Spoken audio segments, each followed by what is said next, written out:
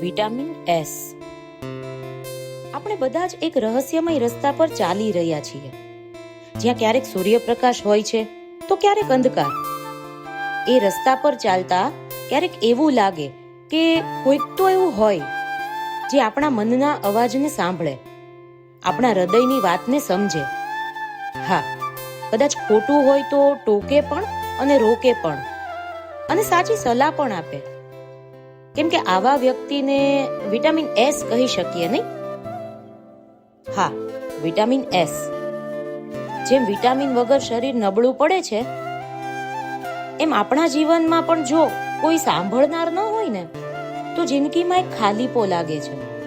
એક એવી જગ્યા જ્યાં કોઈ આપણી વાતને સાંભળતું નથી કે સમજતું નથી. એટલે જીવનમાં હંમેશા એક સારા શ્રોતા બનજો. જ્યારે પણ મોકો મળે ત્યારે સામેના વ્યક્તિને શાંતિથી સાંભળો, જેથી તેને પોતાનાપણું લાગે. અને હા, જો તમારા જીવનમાં પણ કોઈ આવું વ્યક્તિ હોય ને તો તમે ખૂબ નસીબદાર છો. તે વ્યક્તિને હંમેશા સાચવીને રાખજો.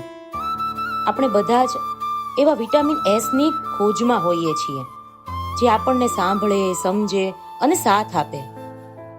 જ્યારે આપણને કોઈ સાંભળે છે ને ત્યારે આપણને લાગે છે કે આપણું અસ્તિત્વ છે.